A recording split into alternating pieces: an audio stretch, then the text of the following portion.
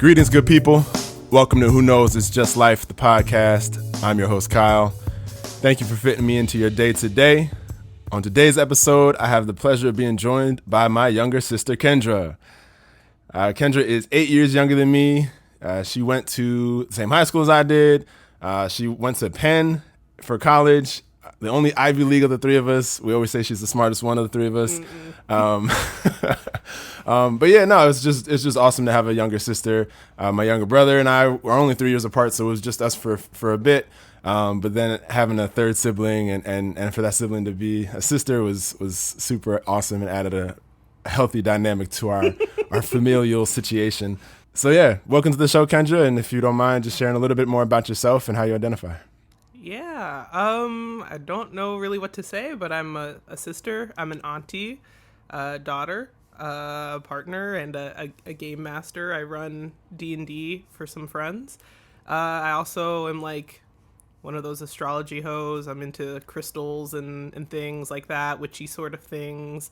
Yeah, I think that's former horse kid, former horse girl. True. In a sense. Like, obviously we didn't have any horses growing up, but dancer, swimmer. I mean, you have so many things. Yes, I volunteer with the local swim team. I used to dance growing up. A lot of activities. But yeah, I think when I don't know. I'm happy to be here with my big brother, who so much older than me, that not less of a rough and tumble sibling, more of a someone you would look up to and be like, oh, okay, that's what I'll do in my life. Aww.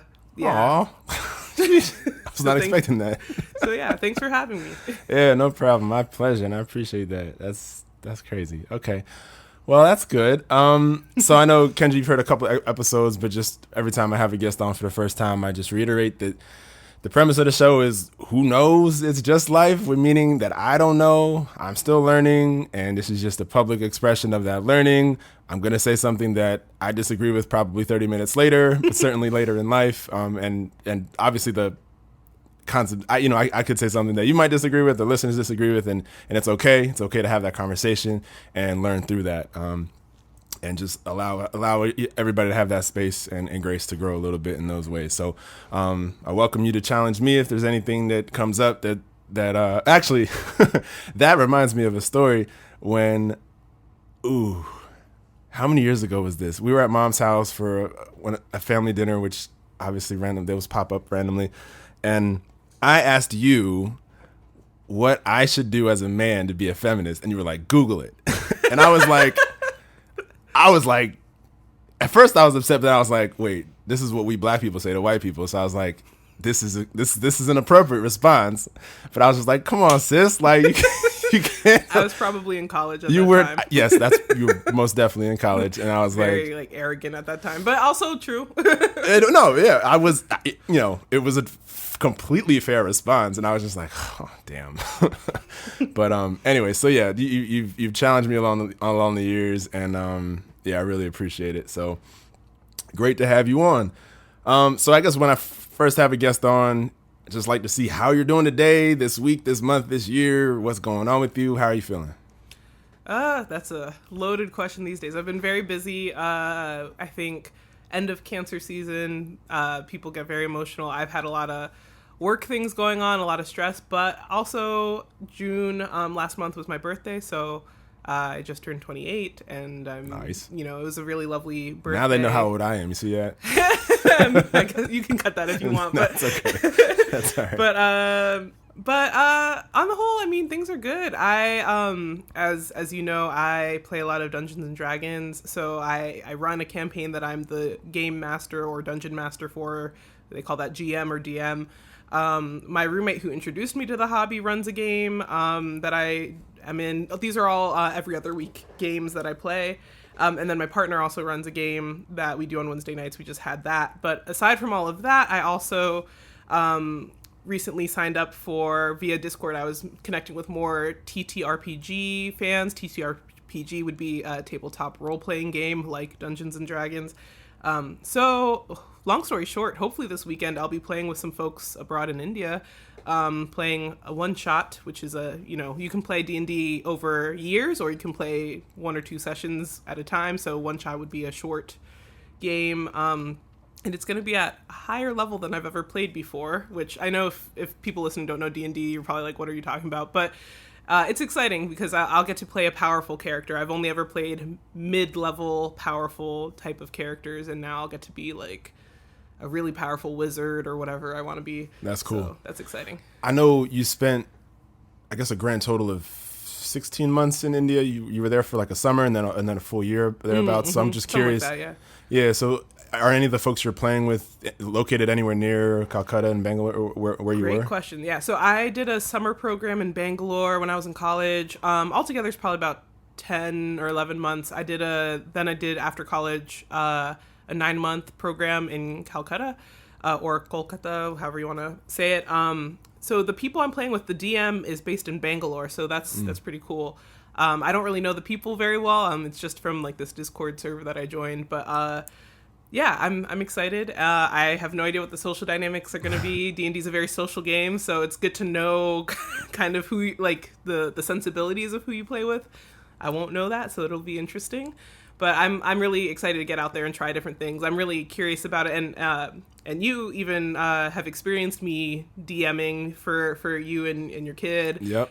And our mom, yes. And one of your kids' friends. Yep, so we got to play that, and actually that made me really excited. I honestly would love to DM for kids more. I think that's a really fun thing to try out. Yeah, his Cub Scout troop, the parents do, I think they do D&D amongst themselves, and they have expressed interest in having the kids do it too. So yeah, that's might be that's an opportunity exciting. for that. Yeah, definitely. That was a lot of fun. I would say that was a lot of fun. You were great at orchestrating the whole thing. The kids were into it.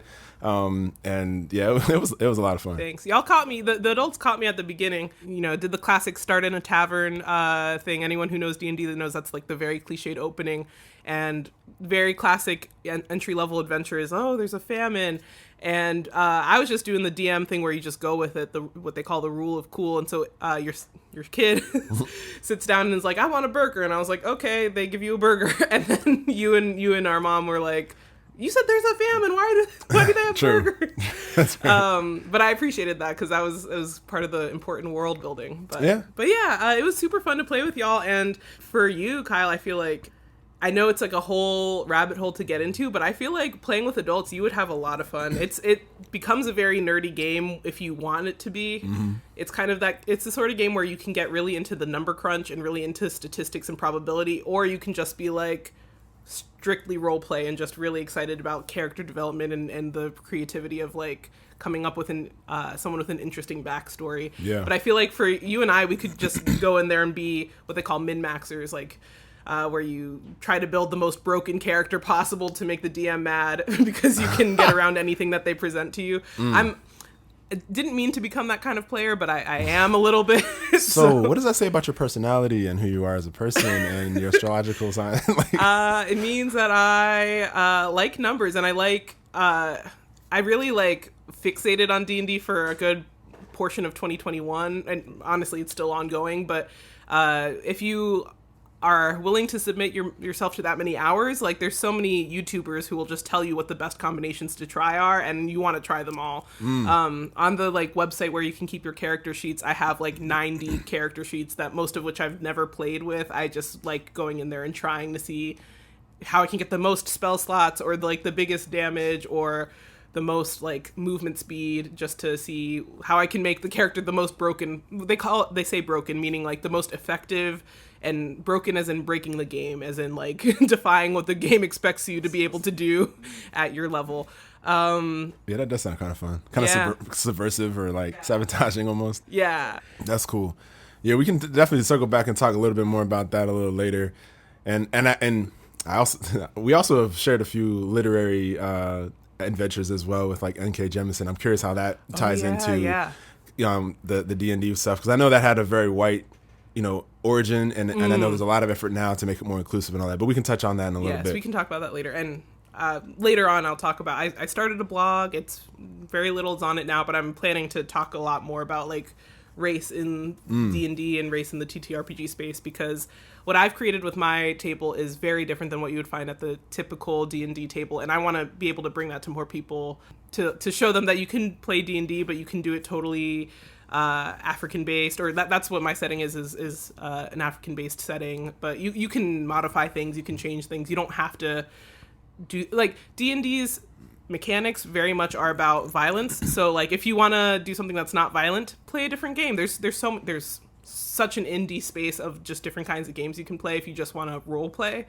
But if you want to do a game where you're essentially a murder hobo running around killing things, D&D is great, and you can adapt it to any setting. It doesn't have to be medieval Europe or anything like that. But we'll talk about that more later. Cool. Sounds good. So as I was thinking through talking with you, or one of the things that has always struck me as we've gotten older is how different our experiences have been throughout various key junctures in life. And technically we're both millennials, but it seems like we're worlds apart in terms of how we've experienced, I guess, the idea of being a millennial, or just or just experience the world in general. So yeah, I just think it'd be fun to talk through some of those differences, and maybe there's more similarities than I'm giving credit to, but it just seems like there's a lot of differences. And one that comes to mind for me is like in high school. For me in high school, it was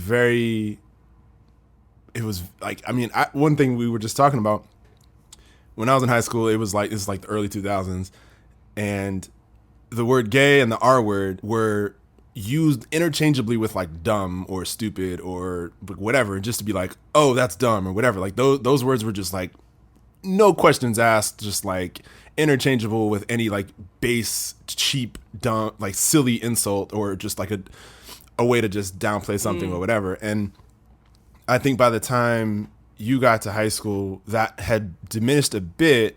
And correct me if I'm wrong, but like, and I think there's just way more awareness to both of those two words being not being used in that way. And I think our high school in particular was aided by the fact that we had a special needs program at the school too, which I think helped with the R word. But what's your take on that? Yeah. I think those things really ring true for my middle school experience, which I think makes sense because, well, I guess when I was in middle school, you were already in college anyway. But I do remember a lot of the R word, and I feel like we also used gay a lot. But the thing that I found in my life is that I grew up and most of my friends are LGBT in some way or another, so it actually adds a whole different meaning to if you and your friends are calling each other gay when you're 12 and then you all end up to be gay, it's kind of different. But but it definitely was still an insult. And I think something that's very iconic, at least for people around my age, everyone remembers the Hillary Duff PSA. Everyone loves to joke that this ended saying gay as a insult, but there was like a PSA that was a commercial you'd see on TV of two girls shopping, and someone's like, "Oh, that looks so gay," and then Hillary Duff, the Disney Channel superstar, Disney Channel Plus superstar, happens to just be in the store with them and says, "Hey, that's not okay," and gives them like a whole like lesson on it. So I do think gay was fading out a little bit. And by the time I was in high school, there were definitely people who were out. Definitely very small number compared to the number of people who identify as LGBT from my high school cohort now. But there were some people who were out at the time. With the R word in particular, actually, since I was involved with the Best Buddies club at our school, we actually did a campaign at some point where we went around to different classrooms and just kind of encouraged them not to use the R word. And we had students from the special needs program and myself and other leaders from our Best Buddies program go around and be a part of that. But I do think at that time, the R word was already starting to fade out. But it was I think it was an interesting campaign, and we were able to kind of hopefully encourage some people to stop using it. So yeah, I was still around, but I think it had declined a bit. I mean, nowadays even, I still use the word dumb a lot, but I'm actually trying to move away from it and just change my, when I want to insult someone, I try to say something more about the way they're behaving, like that they're a jerk. There's also the, oh, that's wild, or the classic, well, damn, that's crazy is also kind of like in dumb and insane. Those are words that I'm like trying to move away from, but I haven't fully been able to myself. But yeah, I do think like in general, we're being a lot more intentional about language, and I think that's generally a positive thing. But yeah. Yeah, I catch myself saying crazy, and what was first for me was trying to really be cognizant and or really just not say a woman was crazy, like, because that was my first like, oh yeah, that's not okay. But really, just the utilization of crazy as loosely as we do when mental health is at a crisis really worldwide, honestly. That's not okay either, and so that's been a more recent add-on to that. But that's hard to it's been harder to do that. Something I'd add to that is like the spaces I'm in online and social media and my immediate friends, I'm like, in my friend group, I'm like the token happy childhood person. Like I'm the token person that doesn't have a ton of childhood trauma. So I feel like it's the norm now in my friend group and in my cohort that most people do have either mental health struggles or specifically mental illnesses. So I do think I'm in online spaces where those words are still used, but sometimes it's just people using it, but sometimes I think people are reclaiming those sorts of terms and things, but that's not for me to do so much as other people. Sure. But, yeah, that's something that I talked about when I talked to mom and dad on here. Like, we were very privileged, not only with just our relative economic, socioeconomic, resources available, but really it was really a trauma-free environment that we grew up in. I think for the most part, I want to say. No, there wasn't big T trauma. Right. Maybe like a lot of people have lowercase T trauma. Like, little things can be traumatic and sure. But big T trauma was not really a part of our childhood. Yeah. So, and one thing that also happened was that the school in the area got blacker too. I mean, like in my day, it was a really healthy mix between I think it was like 40% black, 30% white, 20% Asian, like 10% Latinx, whatever. Like, it was just like literally everybody, Sikhs, Jews, Muslims, Christians, like every kind of everybody was there. Like, there was an Indian girl from Guyana, and like we all knew the history. You know what I mean? Like, there were enough Asians there to know that Asian is a dumb word because everybody's from somewhere. So it's like, but anyway, so I think the school was starting to become more black as gentrification was happening in DC. A lot of folks coming out into the suburbs a little bit more. Some of the dynamics were changing. So I don't know. I don't know if you have any thoughts on that. Yeah, it's funny. Those percentages you shared are like the same percentages I would often share about my time, but that begs a question of, were they the same, or was I quoting you? Or, that's a good question. Or was it that like we didn't know, like maybe I didn't know the most updated numbers, but I knew roughly. I do remember from middle school to high school, I remember my middle school had a lot more Salvadorans specifically. Like high school, there's still Latinx people, but I feel like middle school is a lot more. But yeah, high school is like 20% Asian, but mostly Korean of that. Or I mean, it was definitely a mix. Like definitely in our neighborhood growing up had some Korean folks, but a lot of Chinese, Vietnamese folks, a lot of Filipino folks. But yeah, it's funny. Mentally, I have the same breakdown in my head for my time, but it was probably shifting a bit. Definitely. Because white flight was taking place here. Yeah, during our childhood. Right. Yeah, like literally mom has, from her episode, mom has those white flight stories of other families from the neighborhood who left. But yeah, I do, the demographics have gotten blacker, and I think that's kind of cool. Whatever the actual breakdown was when I was in school, going to college and going out and seeing more things, and even seeing white kids I grew up with go to college and realize how different it is. It's like, I really wish more people got to experience and I'm saying people because I mean people of color and white people. I wish more people got to experience that environment where white people were not the majority. And I will say, I think that even without white people being the majority, with them still being a big chunk, white supremacy culture, like still, institutions and things were still very white run when I was growing up. Like the parents that are most involved in the PTA are still majority going to be white parents. Like those things are still in place. But on the level of kids, you really get to see whiteness a little bit decentered compared to the rest of the world. And I think that everyone should experience that. I think people of color deserve to feel that because it's nice. And I think that white people should feel that just to know that, that it exists and they aren't actually the center of the universe. Right. Which, I mean, and people get those experiences other ways. And there's plenty of people who are immigrants and they know what it's like to be in a place that they're the majority or that it's even homogenous. But I just think that that's such a thing I value from our childhood. Yeah. Is growing up being aware of different cultures. And it's something I've realized as I grew older is that I was aware of different cultures, but to different levels of depth. So like we knew tons of Ethiopian people, Eritrean people, but I haven't known them super deeply. Like I had friends, but I didn't have necessarily as many friends that were Ethiopian who I'd go to their homes. Yeah, that was what I was going to say. Is like how many people of different cultures did you enter their homes? Yes, and that partially also has to deal with their cultures too. Is not having friends over. So you might have school friends you don't see at home, but then a lot of white kids whose parents do have play groups or whatever, and so you would get to see them more. But also for me, growing up, I had a lot of really close Chinese, Taiwanese friends. And those are people whose houses I would go to after school. So I think, the more I got older, the more I realized, like, even when I went to India after college, I was like, oh yeah, I did not know a lot of these cultural things that I might have known if I had gone to people's houses more. Yeah.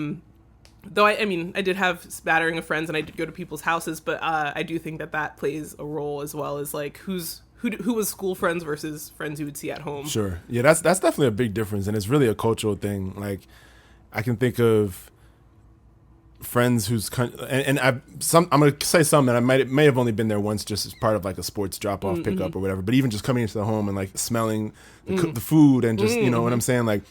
So I was in seeing decorations, right? Yeah. I was in an Eritrean home, a Bangladeshi home, a lot of time there, Dominican. Chinese, Korean, I think.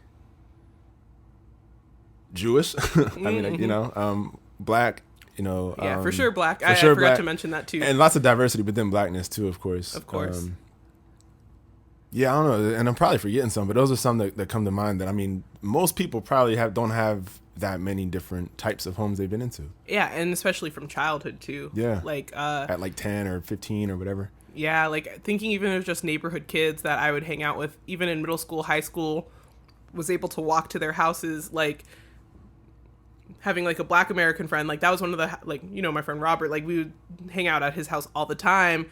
Had a Pakistani American friend who lived across the street, but we were not at his house as often. But I would see him at Robert's house. So it's it's actually interesting to think about that as well. But yeah, that's cool. Also, I had the experience, like a millennial experience of like before cell phones were super common for kids to have, of like in middle school, literally calling up people's houses. Oh yeah, like calling landlines and saying like to their parent, like, hi, can I speak to so and so? Like I had my friend Jennifer and I would do like these 3-way calls, and we'd be calling up everyone that we were friends with and just like talking, like the experience of having to talk to someone's mom or dad before you can talk to them on the phone. So that's something we have in common though. So, and that's something I wouldn't have necessarily thought that we both had to do. But that was I was the tail end of that. I think I got my cell phone end of 8th grade. So by high school, it's not a thing as much anymore. I mean, some of those friends I do have both their numbers in my phone, and like if they didn't pick up their cell, I'd call their landline. But yeah, I don't think I got a cell phone until I was like 16 or 17, which is crazy. And I was late because I also didn't drive right away either. A lot of kids that were as soon as they were driving, they had a cell phone.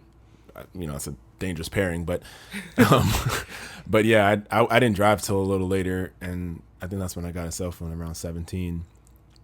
AIM. Did y'all use AIM? Yes. Okay. Yes, I used AIM mostly in middle school. I feel like it died down in high school, probably because we had cell phones. Yeah. And I feel like by the time I got a cell phone, it's when unlimited texting was beginning to become the norm. Like not everyone had it. Oh yeah. But and then the free nights and weekends. Did y'all do the BlackBerry thing? Or not the BlackBerry, the Sidekick? Remember that? I didn't have a sidekick, but yeah, I feel like Troy was the sibling that had a sidekick, but he probably bought it himself. He did. He always bought his own cell phone.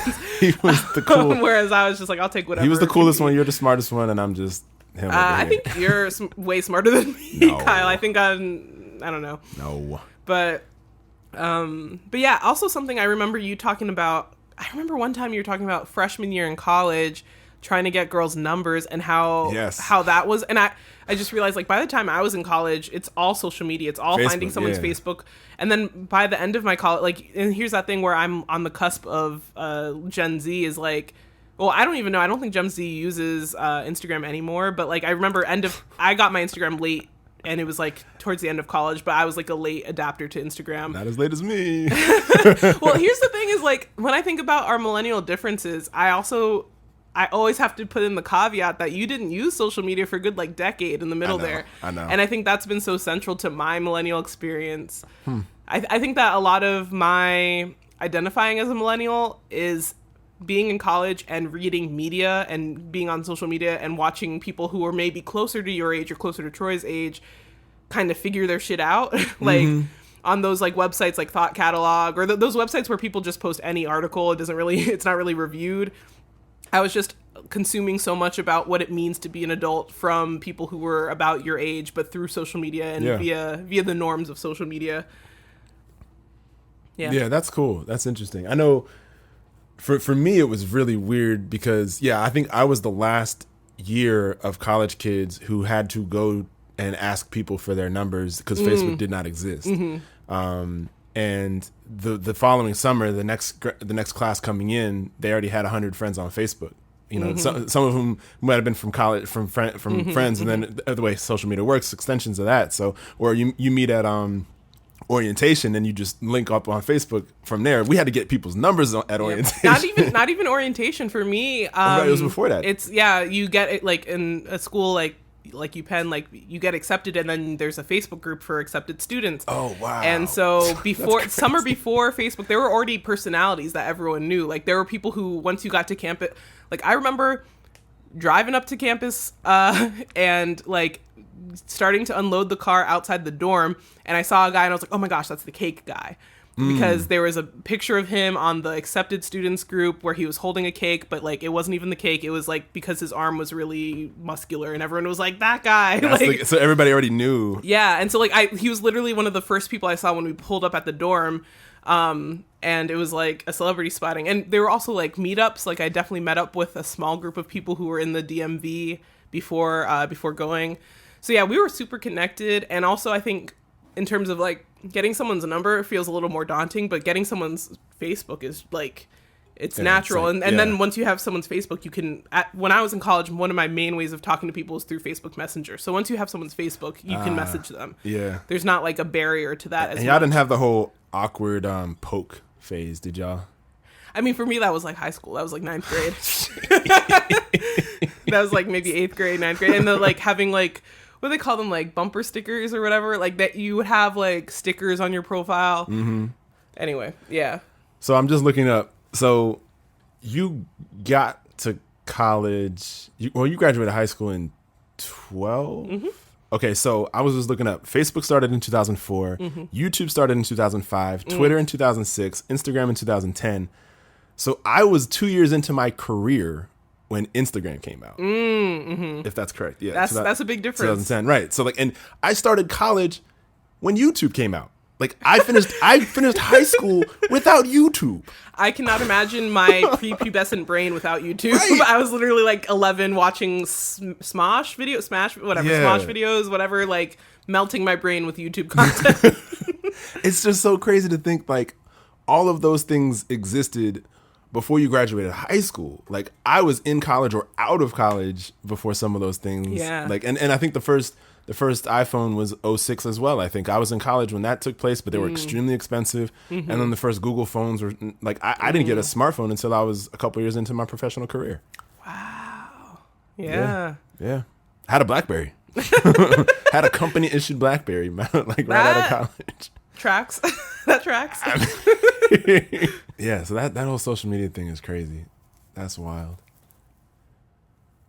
Okay, so that kind of leads to like cancel culture to a degree. Because I feel like, and we don't have to talk too long about this because I know it's a rabbit hole, but I feel like with social media, with just our like ability to reach strangers and large groups of people quickly, there's just this sway of like, I mean, you hear of like Black Twitter, there's like just like internet organisms and social things that exist and sway. And so, you know, those things are kind of beautiful in their own way. Some of them can be problematic when you think of like, you know, like alt-right stuff and whatnot. But, you know, with cancel culture, I think it's interesting. I'm curious how you perceive it, because I kind of have a bittersweet, I kind of probably don't like it more than I like it, but I'm curious how you feel about it.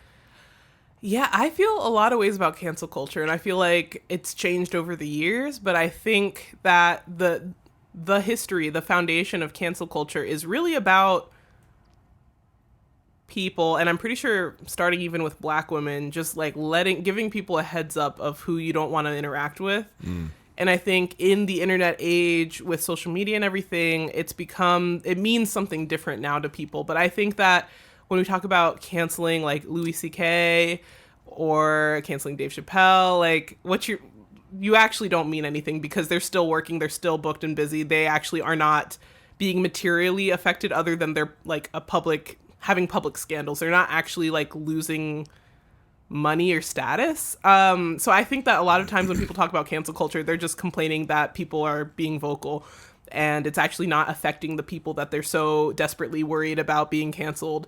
I do think when it comes to like regular people that are not celebrities, that's a whole different thing. And I think when someone with a big platform, such as a celebrity or like a micro celebrity, because right now we have all these tiers of celebrity, there's like niche celebrities, there's micro celebrities.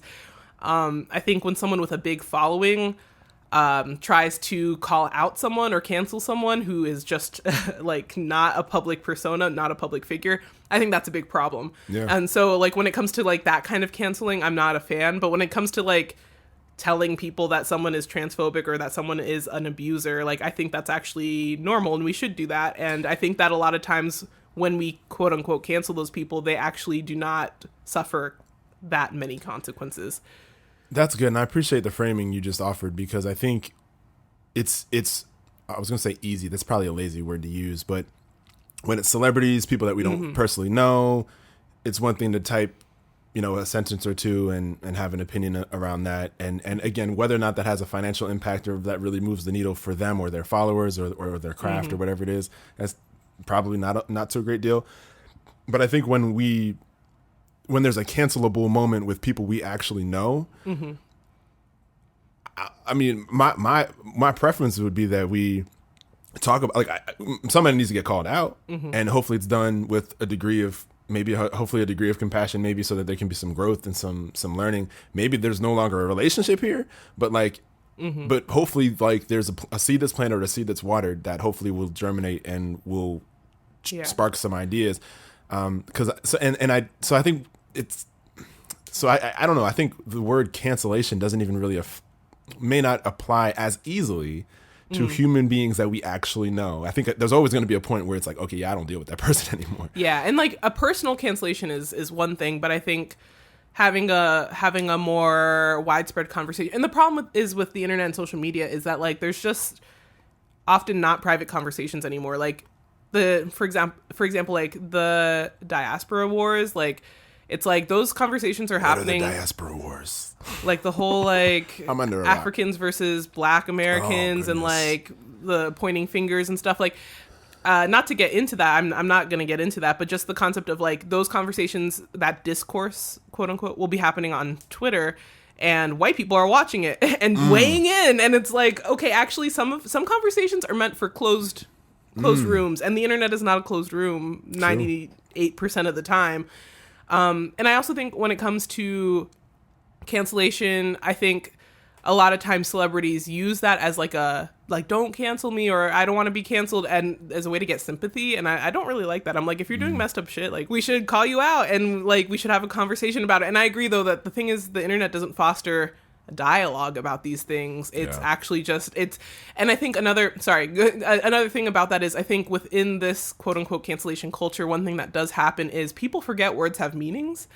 So for example, scandal, so-and-so molested someone. Suddenly that becomes rape. Like just through the internet telephone game, suddenly it's like, oh, this person is a rapist. And it's actually words mean things. And not to say that molestation is not bad. It's just like we need to not conflate terms.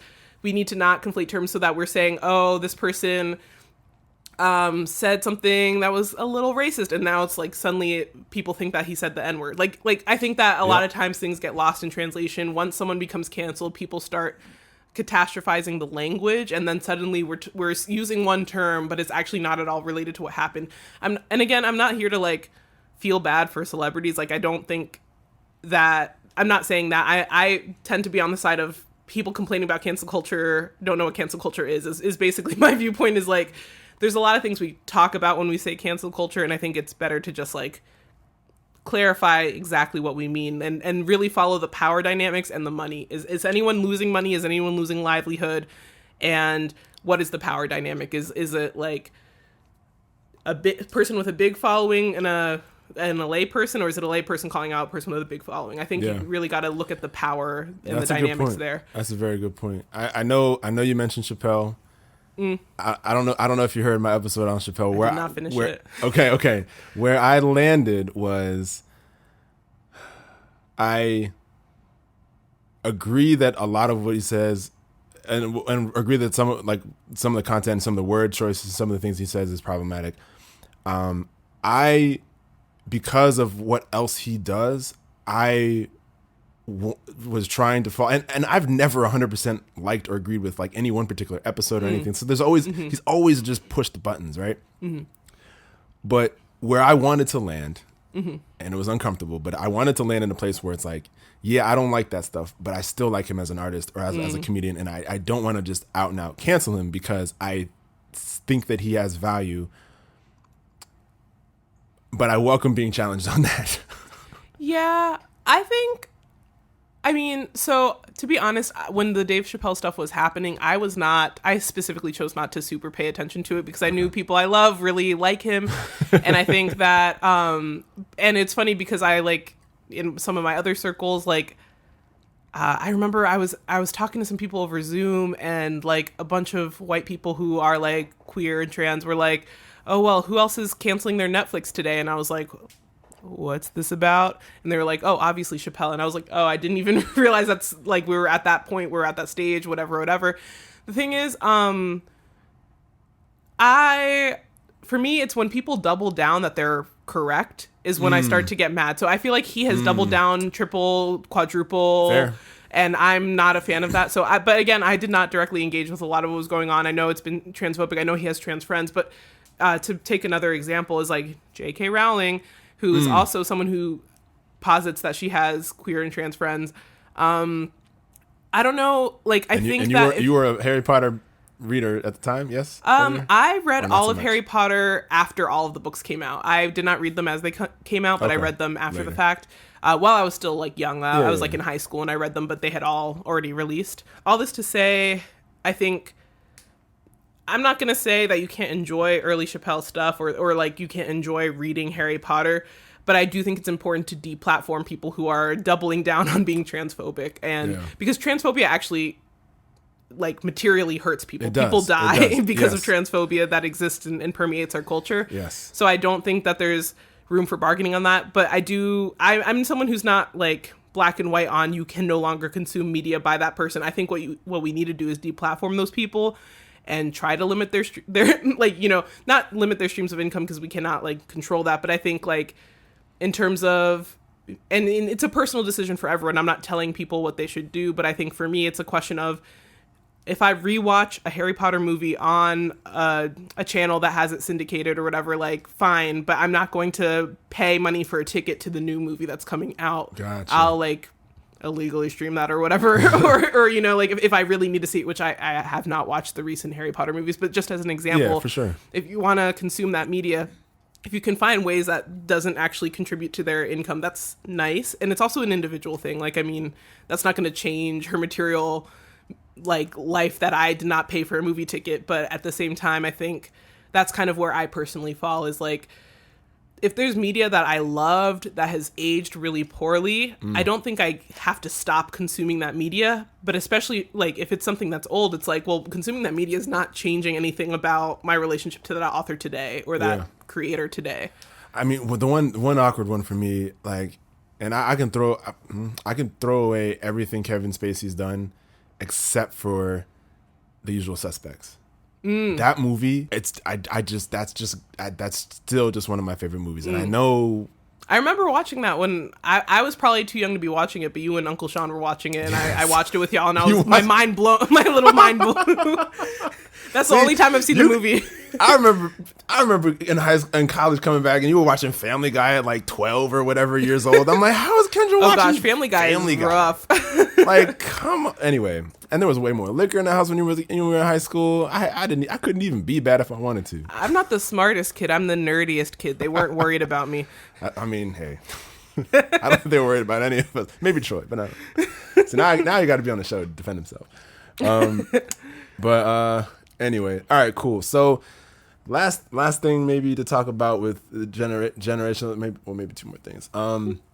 It's just like, how do you feel like the relationship to the economy has changed? And that's a broad topic, whether you want to talk about just corporate stuff, corporate structure, money itself, Bitcoin. I don't know. Like, how are y'all seeing the economic play? I mean, for me, this kind of ties in politically. I feel as though, and maybe this is also just my niche, like I am mostly in online spaces that are LGBT focused and like people of color focused. But I do think in general, I've seen a shift where people are just really on board with Marx. Like people really want to see a revolution or a general strike in our lifetime. So I do think, and I think that shows through. So one thing we were kind of talking about before is like the home ownership stuff is like most of the people I know in my life today, like that I'm close with, are not even thinking it's within the realm of them being able to buy a house. Like home ownership is like a distant goal for many of us. And it's funny because I think previously when we spoke about this, I was like, no one thinks it will happen. Now I'm seeing myself and others being like, I wish I would like to if I could, and maybe there's a way for me to figure it out. But I think generally it feels like a pipe dream for most of us, like home ownership, stability. Like our economy has changed so much. Most employment now is at will. There's not really contract employment anymore. People feel real unstable about their jobs and about their livelihoods and about their student debt. And I think part of that, like I did go to UPenn, and so like my UPenn friends, which I don't go on really Facebook that much to be seeing, but like, they are buying homes, they are getting promoted, they are getting second and third secondary degrees. And some of the like the friends from our community growing up like have worked and saved and gotten to that point. People who maybe had similar socioeconomic status to us are like striving for and reaching that. But a lot of the people I find myself in the company of these days are just like, welp, that would be nice if we could ever. And I think that, I think that a lot of people are really disenfranchised with capitalism. And I think something that we also kind of, I have a new friend at my job who is quote unquote Zennial, like Gen X millennial, not to be confused with Gen Z millennial, which would be a Zillennial, but a Zennial, a Gen X cusp of millennial. And we've been talking about some born things. Like 80, 82? Yeah, early 80s born. And they were talking about how like a lot of the culture at so I also work at a nonprofit. I don't work in a corporate environment, but nonprofits, we like to be very, we like to virtue signal and be very like appear very progressive, but also a lot of the culture is a hustle culture of like, oh, people take the job here because it's like their pet project and they really would like to help the world, but their husband, because it's a lot of women at my job, but their husband at home is the one who makes the big money. And so like that's how, like, you know, it could be a lawyer couple where the man works at a law firm and the woman works at our organization. And so it's kind of like a lot of people don't go. What I'm realizing now after 5 years in nonprofit is that a lot of people go into nonprofit as like a passion project and not because they actually need to live. And so for younger nonprofit employees who are often people of color, often in the lowest positions, they're actually out here like fighting for their lives, right? Fighting eviction notices, like in low income housing because the nonprofit doesn't pay that much. But trying to align livelihood with passion and purpose. Yes. And that is a struggle. And so I think something that I realized, I was talking to our executive director the other day. I work in the Diversity, Equity, Inclusion Committee, of course, at my job. And I say, of course, because I'm one of the only Black people available to take that position at my job. And that bugs me, but go ahead. Yeah, no, it does bug me too. But so I was talking to the executive director with my other DEIC Diversity Committee co-chair, and she said something, and I'm probably not remembering the exact way she said it. So, but like what I internalized from what she said was basically like I felt like she was doing another iteration of no one wants to work these days, which is like a thing that I saw a Twitter thread. I saw a Twitter thread recently that was like a history of people don't want to work these days, and it went back to like 1890. Like people have just always been saying people don't want to work these days, and it's like maybe it's because the conditions are bad and we are heading into late stage capitalism, which is a term thrown around a lot by people my age. But meaning that it's the stage of capitalism where it starts. If you read Marx, it's like yes, yeah, capitalism into socialism and then eventually into communism, right? yeah. It's like we're witnessing the freaky fall of capitalism. And I say freaky because it's like brands on social media trying to replicate memes that are popular right now and struggling to get the wording right. But anyway, so I was talking to this to our ED, and she basically said something along the lines of sometimes people want to protect each other from being overworked, but you're actually being protected from opportunity. And that for me was this was like a week or two ago. Run that back for me. She said people are protective about their work because they don't want to be overworked, but they're actually being protected from opportunity, as in like they're not accepting opportunity because they're like, I don't want to work extra. And that was a really big aha moment for me. This was like a week or two ago. Because I was like, that is such a generational divide, because even starting my job, like that's kind of the thought, and like the directors in my job, it's like, when you go above and beyond, you show that you can handle the work, and then we can give you more work. And I think right now, a lot of people my age are awakening to like, no, if I'm doing more work, I get paid more. That's the point. Like you don't do unpaid labor. So I think that is a big generational divide. And I think it gets framed as, oh, people don't want to work now, but it's actually that people are struggling under this economy and in inflation, and they would like to be paid if they're going to do more work. Yep.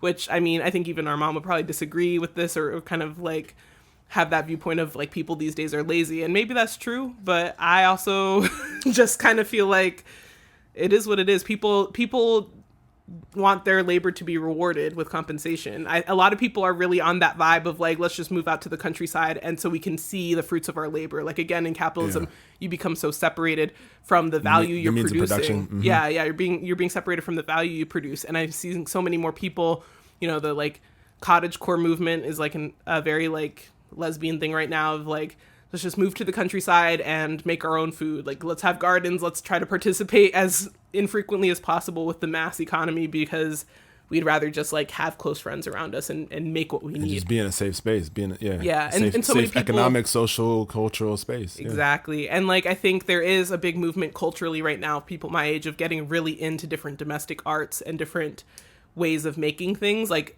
I'm not really this person, but my partner and some of my roommates, actually multiple of them, are just really into like learning how to do all these like things that we kind of don't prioritize anymore in our current economy, of like learning how to build furniture, learning how to make a big garden, learning how to sew their own clothes. Like there's a lot of people my age doing that these days, and I think it's because we're like waiting for capitalism to fall, and we're like we need skills, we need to have skills for what's That's coming. So real.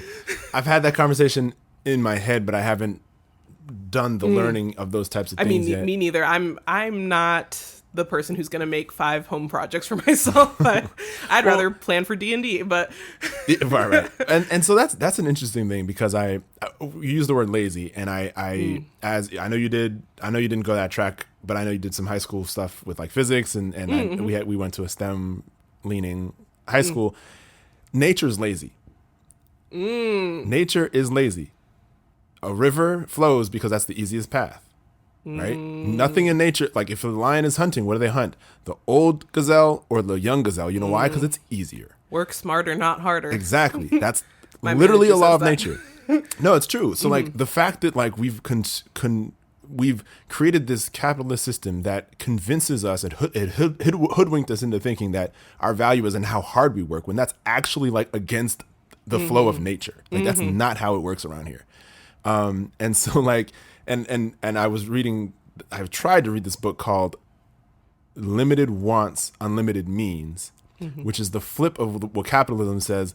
Unlimited wants, limited means, right? Which is like, oh, you got to hustle for what you get. Like, it's literally the opposite. If you don't want as much, literally the earth is abundant with everything we need. And pre-agricultural revolution societies, like, we had wealth in the sense that we had time. It took a number of hours per person per week to eat.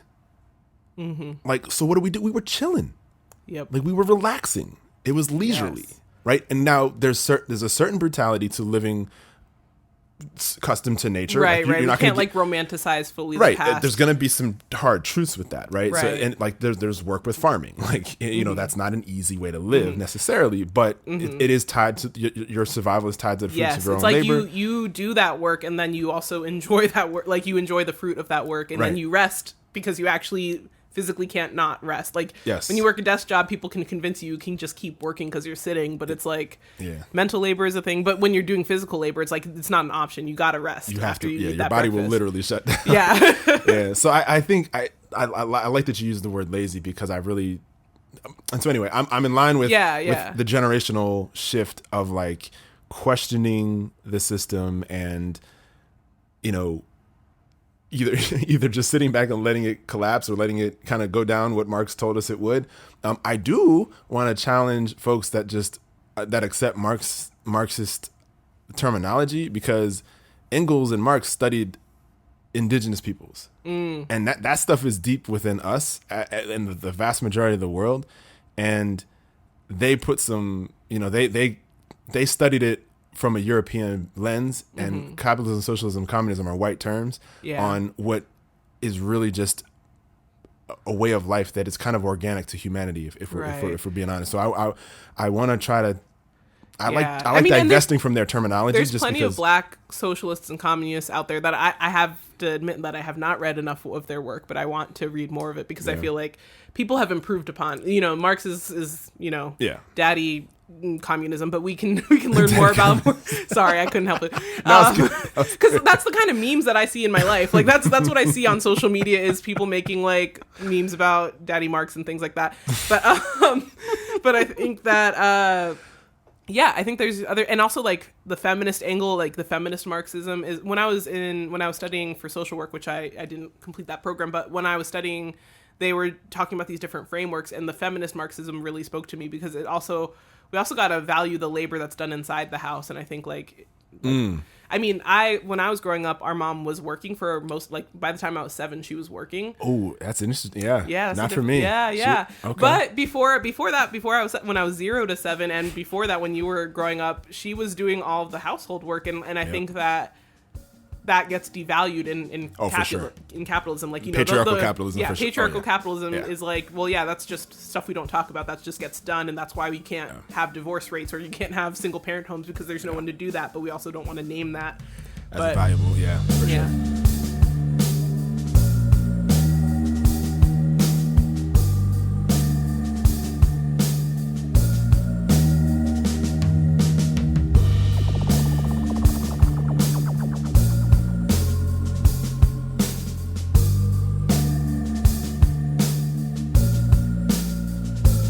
Something else that's I think different in our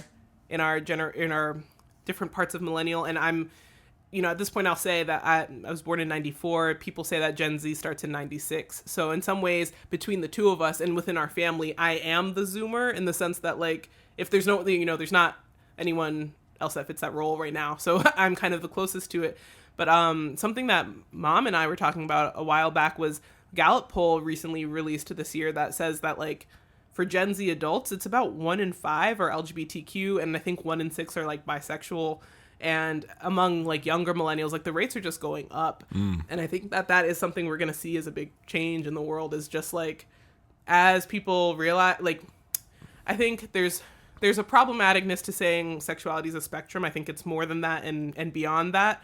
But I think when you look at, if you just take that as the basic concept of like there's so many things in between gay and straight, it makes sense that as people become more aware of that being an option, you would think like there are people who are just gay and there are people who are just straight, but in the middle there's so much space. Like you would imagine most people would just fall in that middle space. Into the space. That's and like a bell curve type thing. Exactly. Yeah. Maybe it's that, maybe not. I don't really know. But I think that as more people become aware of their options, more people will realize that they don't fit necessarily on one end. And I think same with gender. I think like right now in the pandemic, so many people, what we call like trans eggs were cracked. Like so many people realized, in absence of having to interact and interface with the world every day, they were realizing that they were trans of some flavor or kind. And I think that that's really going to inform society going forward. Of course, right now we we had all this progressive stuff. We had a black president, and now we're in that backlash period where we're getting puritanical legislation. We're getting bodily autonomy revoked. So I do worry. Like, I'm not saying it's all hope. Like, it's definitely worrisome, but I think that we're also going to gain a critical mass. Like, I think that LGBTQ people are going to be the majority, possibly, I think, in my lifetime. Interesting. And that, I see what you're saying. So if you couple all those things together, the economic divide that's been happening for the last 50 years since the 70s, it's worse than it's been. All of those, right? So like you couple that, I mean, the country is blacker and browner than it ever has been, and that trend is continuing. We're more, we're realizing our gender fluidity or our energy fluidity. I like to call it energy fluidity because, and I wanted to say, I remember you had that gender shirt, the hoodie that said "end gender," and at it's first that H&M shirt for anyone who knows. H&M a couple years ago had a green sweatshirt that says gender, but part of it was outlined and part of it was filled in letters, so it looked like it said end gender. Yeah, that was super creative. Like the creativity of like how it was presented was really good. And at first I was like, what do you mean end gender? Like, but then I was like, oh yeah, that makes perfect sense. Like 5 years later. But also, like, some would say that's a very like non-binary way of like, oh, gender, like we should be gender anarchists. And obviously there's like theory written on this. Like, I read a bunch of it in college, could not cite it right now, but read like Judith Butler for starts. But like end gender, like, for some people who are trans, it's like, actually no, like there's been, I think like trans women will often complain that like I go out in the world and people ask me my pronouns and I would rather you just look at me and assume I'm a she, like and I think there's nuance to that. And I think, again, like similar, there's like discourse around that should probably be had behind closed doors. Sure. Like, it doesn't need to involve cis people to talk about that, but I think that like some people want to be gender abolitionists and some people just want to be the gender that they are. And so like to say, like, I mean, I still like end gender, but I think I've noticed that there is another side to that of like, if people who are obviously presenting one way keep getting asked their pronouns, they get microaggressed. I mean, the hoodie starts the conversation. I think that's sorry, that's, I just that's wanted the to critical part. Sorry, my brain. No, you're good. You're good. And I want to give you credit. That's the first time you said sorry this whole time. Oh, wow. That's really? actually, we can listen back. We have proof. But I love this. So, and I think the idea of gender for me, and I don't know if you've heard, so I'm not going to air the impetus for this conversation, but Mom and a friend of hers were talking about gender identities with grandkids and stuff. And I'm familiar. So, and I think, and what I was trying to tell Mom was like, everybody reckons with gender identity. Now, there are acceptable lanes of this gender identity. So when you think of high school, you think of the guys. Are the guys going to be the nerd, the jock, the gothic kid, the whatever? Those are different styles of masculinity that they're kind of navigating through. So like high school is just when people are figuring that stuff out. And of course, that's not when they have to have it all figured out. But that's one of those critical times in life where you're like figuring out what kind of, how do I dress myself? How do I speak? My music, like how do I present myself to the world? And so there's already a gender identification, a gender selection within the false dichotomy of male and female or men and women. But really it's just, there should just be way more options, and they should, or not even just that they're options. Everybody should just present themselves how they want in a way that feels good to them. And there shouldn't be any social ostracization. What am I trying to say? Social stigmatization, and certainly no physical harm that should come to people for exhibiting themselves and their energy, because really that's what it is. Masculine, and with the episode with Ryan, we talked about divine masculine and feminine energies, which are both within all of us. So if we just if we live in a society where it's safe enough for everybody to exhibit that energy balance in the way that's natural for them, like, okay, that's where we should be. That's where I feel like we want to get to. I really vibe with that, and I think also for me, I am one of those people who's more like gender is fluid. At least for me, it feels like it would be. But I think that, I think that's really on the level of like, everyone's figuring out what they are in high school and what they are trying to be, and I think that everyone has a different. like one time I had a friend in college who said to me once, I mean, granted drunk, but like they were like, everyone has their own gender. Like there's no actually two genders that are alike. Like they looked at me and they were like, Kendra, your gender is Kendra and my gender is their name. And like, like, you know, everyone's gender is actually quite specific if you want to go there. Of course, like we get really hoity-toity. Yes, there's these two major lanes on the highway, but I think in college, like reading about the concept of like gender fucking, just like trying things because everyone should, like it doesn't, you know, maybe you want to go on hormones and just see what it's like and then you decide it's not for you, and that's fine. And as an adult, that's not gonna like, not many things are very, like, you can look it up online. I encourage everyone who's curious about that to look it up, but like many of the things that happen on hormones reverse if you stop taking them. So like people should try things, and why that would actually be healthy for people to try different presentations or different ways of moving through the world. Very interesting.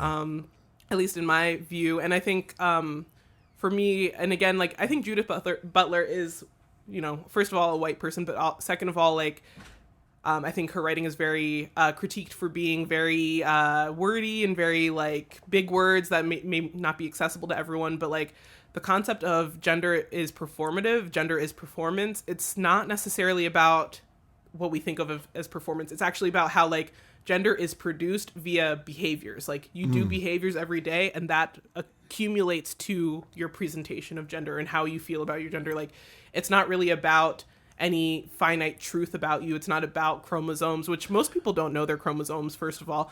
Not necessarily about genitalia. It's about the way you make your life and the behaviors that you align with. That makes a lot of sense. And I hope I'm not she's been like, I think the gender is performative is like been bastardized a lot, so hopefully I didn't do that, but I'm pretty sure one of the things that people get wrong about it is like, oh, it's a performance. No, she's saying that it's built via reproductions of activity. You see something on TV, you're like, that's feminine. I remember as a kid seeing on TV some blonde woman on some TV show just constantly putting her hand through her hair, and then I started doing it because I was like, oh, that's femininity, I should copy it. Like we create gender through observing and recreating things in our body and then deciding what works for us, you know? Yep.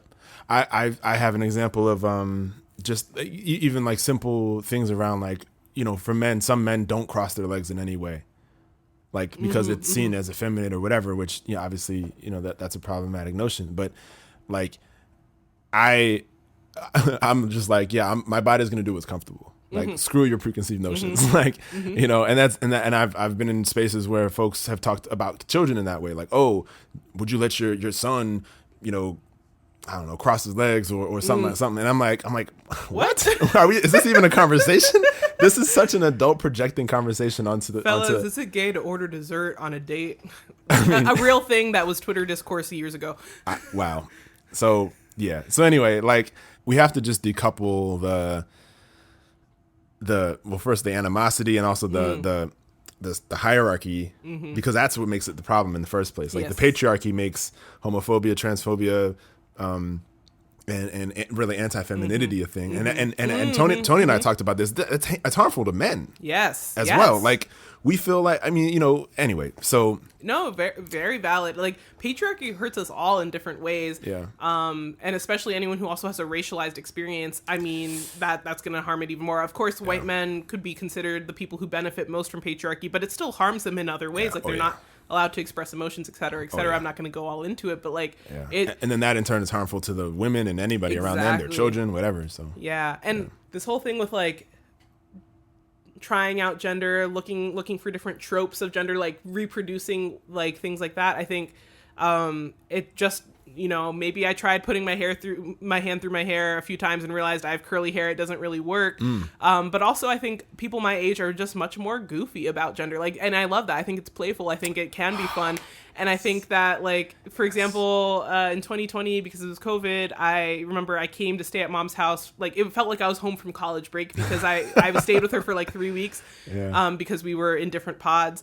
And I like get to her house and I unpack my Nintendo Switch and I immediately start playing Zelda Breath of the Wild and like strewing my stuff across. And I was just like, yep, her youngest son is home.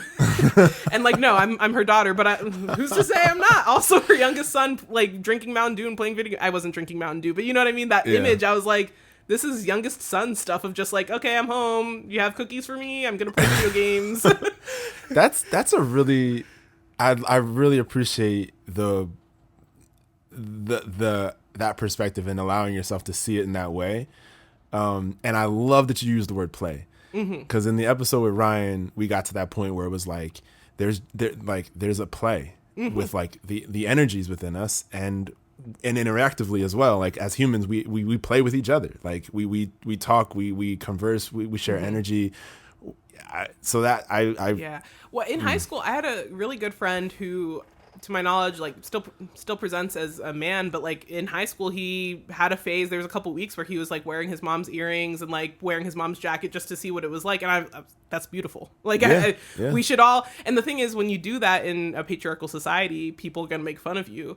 And I even like same group of friends like in middle school, I remember being made fun of for being like tall and kind of like masculine sometimes, and it's like. We are taught to see gender digression gender transgression as like something to point out and ridicule people for. But I think I hope as things change, I imagine it's also different geographically. I feel like here and now in the DMV, it's probably not as much like this in the places we grew up, but like, yeah, we should embrace that rather than ridicule it. But the thing is, kids are taught to ridicule it and kids are taught to be shamed about it and feel shameful about it. But it's actually very natural and healthy to explore those feelings and explore different presentations. Do you remember me doing that? I feel like I remember like, I don't know if it was your clothes or some, I feel like I when I was a kid, I don't even know how old I would have been. You might not have even been old enough to remember now. I was going to say, I probably wasn't old enough to remember. That's crazy. I really feel like I guess it must have been mom's clothes or something. I feel like I did that at one point in my life, just like personifying like a woman or just like, exhibiting femininity. Like there's a random pair of running shorts that were the same color as our high school that I found like when I was going to college. And I assumed they were yours, but they were also kind of short. I don't really know. Oh, yeah. But I started wearing them, and I was like, it's kind of cool, because they're short. They didn't look wrong, but I was also like, I think these are my brothers. It's kind of funny. They were my track running shoes. I was like when I told people they were my brothers, they were like, really? But yeah, I think being the youngest, the younger sister of two big brothers, it actually allowed me, like, because a lot of times the things y'all wanted to share with me were, like, boyish things, and I'm not the most boyish kid. Like, I wasn't the most boyish, but like y'all taught me how to tackle. Y'all would try to like wrestle with me, and I think that's fun. And like, of course, as the only daughter with two older brothers, that's what you're gonna learn. I also learned how to eat so insanely fast. That's probably not healthy. Sorry, but that's bad. My bad. But yeah, I just think that everyone actually has a very different gender experience, and I think between us, like with being the only daughter, like I think there's also ways I relate to our mom very differently from y'all, and I think that's come up more recent, like in the last year we've kind of talked more about that of like I think I connect with her emotionally in a way that I look at how all three of us treat her and I'm like, this is wrong, or like, oh, we should be nicer to mom, or like, oh, she actually, like, I think I think I sometimes have a little bit more in tune with her, and maybe that's also being the youngest and being like, some people are the oldest child and they get adultified because their parent treats them as a second parent or a third parent or whatever, for a lot of my friends, second parent or third parent. But I think for me being the youngest, it's like, y'all out of the house and mom's just like, okay, so this is what's happening here and this is what's going on here. And like, I ended up getting a lot of information that way just from her naturally sharing with me because I'm the youngest and I just happen to be there. They just didn't care anymore is what it is. No. But I do think, and I told you before, like one of my formative experiences is just like sitting in the same room as mom on the phone, talking to like making calls to her sisters and calls to her friends and just hearing in a sense like a verbal, or sorry, what's it, the like an auditory version of like a family newsletter. Like we never were the type of family to put out a newsletter, but I was sitting there hearing mom retell the same stories to all the sisters, 3, 4, 5 different people and internalizing. Like we talked about how I even internalized events that happened to you based on how she was referring to them to other people. And so that becomes my story in my head of what happened. Hopefully she was right. So anyway, I just think that's interesting too. Yeah, definitely. That's awesome. Well, this has been a great conversation on, I guess, what I'll call the Millennial Divide. Sure, yeah. I do want to jump back to D&D stuff. Sure. Just to kind of tackle that. I feel like that could be an entire episode. Do a whole other episode. We could do a D&D podcast, my brother.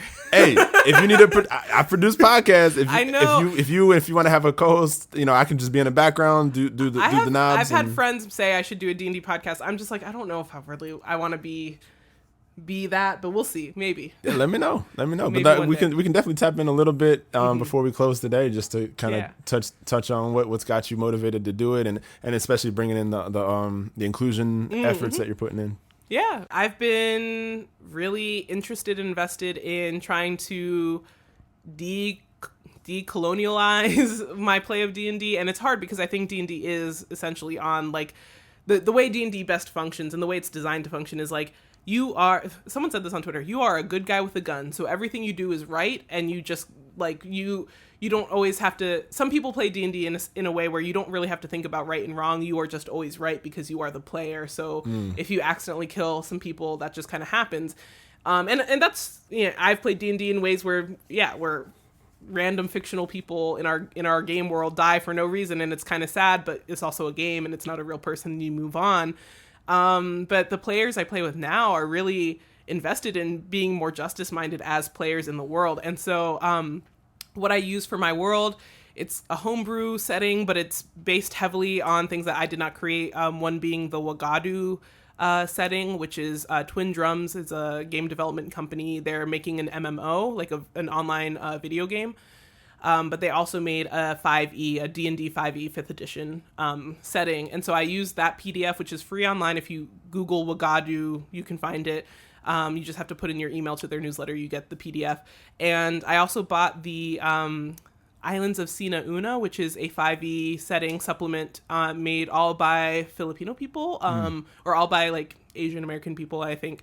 And the setting is supposed to be a pre-colonial Philippines. So they have ideas about like who the gods are, who the monsters are, who the like shape changers are, all this stuff. And I put those together, made a map, and my group of players is everyone is Black except for one person, and everyone is trans except for one person, and the person who's not trans is a lesbian. So, so it's a very LGBT, it's a very Black-centered space, and everyone in the world is a person of color. Like all the players are people of color. Even the white player is playing a bird, who was a halfling, halfling being a hobbit because D&D, intellectual property issues. So, hobbits from the Lord of the Rings are halflings in D&D, but. Anyway, all this to say is you can use the structure of D&D and still be mindful about things. D&D has within it like an alignment system that's like good, evil, lawful, chaotic, and that's all dumb. Like, or it's all silly. It's all silly. And I think my players are all really interested in playing morally gray characters with morally gray gods and things like that. So we have a paladin in D&D. Paladin is a holy warrior, so they usually have a god that they worship, and then they are, as a class, it's very much about killing things and fighting things, but also has healing abilities, also has a little bit of spells. So our paladin, who is played by my partner, their god is a trickster god that's sometimes really heinous and sometimes fine and sometimes playful. And the one white player is a person who has had a curse placed on them, and that's why they're a bird currently. So yeah, we have a lot of fun. We have some Eladrin, which in a lot of D&D lore, elves and Eladrin high elves are usually like these like, they're usually characterized as being like old white British people, and elves in D&D lore are usually like the most indigenous group. They're like fae touched, so they're just like as old as the land, and they live to be hundreds of years old. I really like media that makes fun of that. And that being said, in my world, there's not Caucasian people, so the elves are Black. And they can be, they are the indigenous people, or maybe they are. We'll see in our campaign how that goes. But yeah, it's a lot of fun. And in terms of media that I really like that influences my D&D, I watch a lot of Dimension 20, and Dimension 20 will, like, often in their series, when they bring in high elves, it's usually to make fun of them. They usually make fun of, like, why would people who are what would it be like if there's just this group of people who've been hanging out for hundreds of years, and they're not helping the politics of the rest of the world, they're not helping, like, all these things are going on in the rest of the world, and they're just, like, chilling. Yeah. And they make fun of that, and they go there, and they're like, oh, yes, these people who are just kind of dancing in the woods and they don't pay attention and they trail off in the middle of their sentence because they live so long that they like forget time. And I think that's great. But yeah, I like to mention 20. I also like Transplanar, which is an all trans actual play stream. I listen to Three Black Halflings a lot, which is a podcast. You mentioned that one to me. Yeah. Three Black Halflings is cool. I really like their actual plays and some of their talk episodes.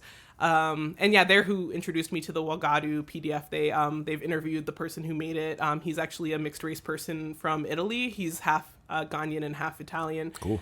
Who developed that. So a lot of cool stuff. I think I'm just kind of like giving a sprinkling of like the different things and thoughts I have, but I think there's like things about play style, things about morality and whether or not there's like a obvious good and evil. And I think there's also like, are you fighting? A lot of D&D modules or like adventures will have you going to a place and then having to fight the people who are from that place. And it's like, that's a little colonial. Yeah. So Right. I think some people who try to do more like less European-based D&D, you find that you're dealing with more environmental issues or you're dealing with beasts that will like that see you as prey. So you have to kill them because otherwise they're going to kill you. Like more like man versus wild sort of things, which also can be very European and colonialist, but that more so than going to a place and accidentally killing everyone there and then deciding you're going to create a new political structure for them. That's a lot of D&D games will be like, oops, we killed the leader. I guess we need to put in a new leader. Yeah. I guess that's our job because we did it. But yeah. Very conquistador-esque. Yes, very much that. Another thing that I think I do a little bit differently, someone on Twitter was just like, how many gods are in your D&D pantheon? And I was like, I literally do not know. At least 30, but probably hundreds. And I think that they were like, oh, don't you feel like you lose control as a DM if you do that? And I was like, no, I think that I have made a world that's super polytheistic. And like, so all of my players, if they wanted to worship a god, they had full ability to make up whatever god that they worshipped, and I would put it into the campaign. So I think that's another thing is like not worrying so much. I think it's fun sometimes. Like I've listened to like, campaign 2 of NADPod, not another D&D podcast, one of the only all white D&D things I consume. Their second campaign takes place in a world Eldermorn, and it's very specific. There's like 3 or 4 gods and that's it. And I think that can be very fun, but in terms of trying to build this like very vibrant people of color centered thing, that's not what was in my mind for that. So yeah, cool. Sorry, I think I rambled more than necessary. No, that's good. It's good to see. Like you're kind of layering in some of historically what D&D is, or I guess by default what D&D is, and then how you're adapting it, how you're molding it to fit you and your community, and we're just really just a contemporary community, I should say, to make it inclusive. That's super dope. Oh, also my world is very gay, very trans. Most of the NPCs are queer or trans, like in some way. Just because, why not? You're making up a world. Why can't you make them the people? You literally, yeah. Which I mean, I mentioned N.K. Jemisin earlier. Like, some of like I read the Broken Earth trilogy, and I know you read it a little after I did, and just it's so it's terrible when you see like Game of Thrones or whatever, all these like fantastical, Star Wars. Like I got the kid, he watched all the Star Wars movies over the course of a few months, and they're great. They're great stories, but it's like you lose nothing. In fact, you probably gain a lot by having a lot more diversity, and I'm just using that word broadly in the story itself, and it's neither here nor there because whatever. But so anyway, I appreciate what you're doing.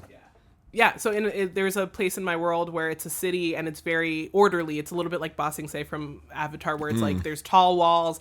The culture there, from the Wagadu PDF, there's like a culture that's really around steel, copper, gold, and silver. It's really about like those minerals and materials. And then there's a different one that's very elemental in nature. Basically, these people are in this town and it's very orderly. I, for world building purposes, kind of made up this political structure where it's actually very common to be like pronouns are, he, she, and they are very common. The thing is, and like marrying same sex is very common. The thing is, for their record keeping, because they are such an orderly place, they require that every married couple, that the people have different pronouns. They can be the same gender. They just like someone, if you have 2 she, hers getting married, one of them's going to quote unquote take the they, just so that in the records of this time, because in this place also, the political structure is such that the married couple is the unit rather than like an individual, like, it's not like one ruler. It's like a married couple is taking a seat at this council. Interesting. So for that purpose, to know which one did which thing, you need to know which, so the pronouns need to be different for that reason only, because they're sharing the last name. Interesting. Silly idea just came out of my head, and I told my players this. It came up in a conversation. They were reading someone's diary, and they were like, "What is this? Take the they." So we explained it through, like, one of the characters explained, "Oh yeah, this is the thing in the culture," and one of the other players was like, "Oh, neo pronouns must be huge in that culture," and I was like, "I am writing that down because D&D is collaborative storytelling, and you just added a detail that makes a lot of sense. Like, yeah, the kids are going to be like, I'm making up other pronouns. I don't want to take the they. I'm going to be they. I'm going to be z or zay." Yeah. So that's awesome. It's another really cool. Fun thing. Yeah. It's fun to just let people tell you what they want in the world and add it in, like, and if it doesn't fit in the place you are, say it happened somewhere else. Like it's still part of the world. That's cool. That's awesome. I appreciate you doing that, and I'm glad that you made it available to my kiddo and his friend, and I definitely want to replicate that either with more kids or just do a rerun of that same, not the same one, but that's the same group. We can make a campaign if he wants to do it like regularly. We can do something where we go on and build up to a big story. Yeah, no, definitely. I think he will. I mean, his mind. I mean, you know him. He's he's a world builder, creative as hell. Yeah, for sure. So, I definitely am interested in keeping that fire lit and burning for him. So, yeah, definitely. Yep. Cool. Well, as we get towards the end of the episode, I always ask the guests a few questions. First one is, what's the last book you read and do you recommend it? Ooh, so this is tough. I thought I was going to finish the book I'm currently reading by now. I'm really enjoying, and I'm in the last couple chapters of She Who Became the Sun by Shelley Parker Chan. It's in my backpack. One of my roommates gave it to me for my birthday, and it's been really interesting. It takes place in a period in China. I want to say it's like the 1350s. And it's like a historical fiction with a little bit of fantasy in it, and it's been really good. I'm curious to see how it ends. The last book I finished, which I recommended to all my friends and we're going to have a book club about, is The Seven Husbands of Evelyn Hugo. Much more of a beach read. I read it in like 2 or 3 days. Wow. But it was fun. I mean, not without its flaws, but it was a fun little like fake memoir of a Hollywood starlet, and it had like some themes of LGBTQ stuff and things. And so cool. I shared it with friends, and they all like read it really quick, and we're waiting for the last few stragglers so we can have a book club. Nice. So it's like a post-read book club, not a during-read book club. Yeah. Cool. And the book actually had book club questions at the end of it. It's nice. Seven Husbands of Evelyn Hugo by Taylor Jenkins Reid, I want to say. Okay. Cool. But yeah, it was published a few years ago. It's very popular. So nice. And She Who Became the Sun is also recent. It's very, I think what people say is kind of like Mulan vibes. It has like, what's interesting to me about that book, and I'm not going to give spoilers, but it follows multiple characters that are all oppressed by patriarchy in different ways. They have different genders among the different characters, but they all in some way are failing at the patriarchal norms that they're supposed to fulfill. Yeah. I would like that book. Interesting. Okay, cool. All right. Next question is, what superpower would you possess if you could have a superpower? Ooh. Feel like such a cop-out to say like shape-shifting, but I feel like so many people I know would say like, yeah, if I could just change how I look every day, that would be really fun. Yeah. Now, see, I also like flying and invisibility, but I always do this because I'm a recovering engineer.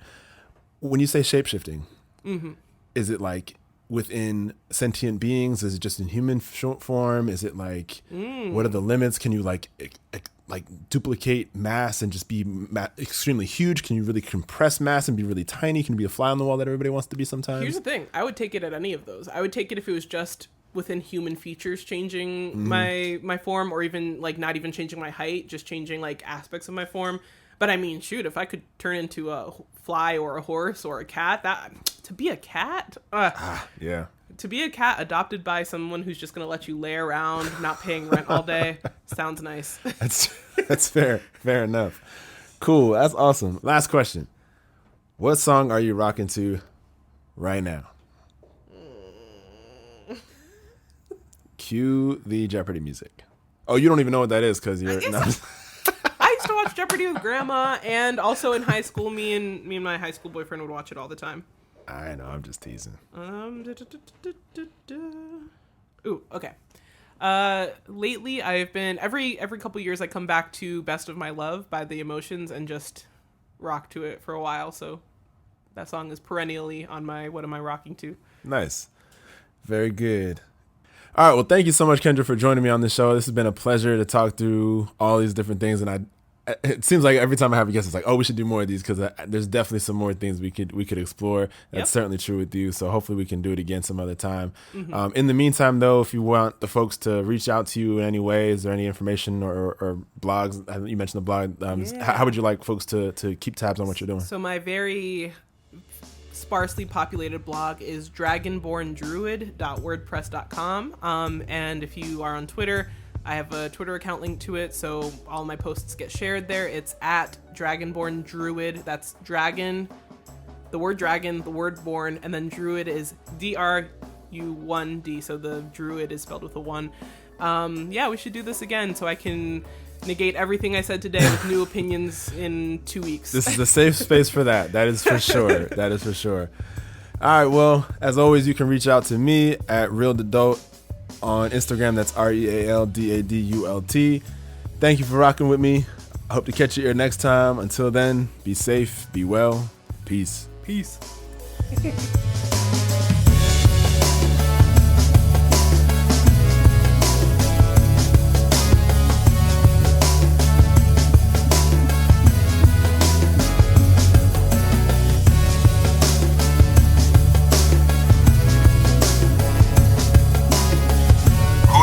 Just Life podcast is recorded, produced, and edited by me. All thoughts and views expressed on the show represent that moment in time. Participants have the right to be wrong, learn, and reshape their ideas as the journey through life continues. Please remember to like this episode if you haven't already. Subscribe to the show on YouTube, Spotify, or wherever you get your podcasts. And as always, thank you for listening.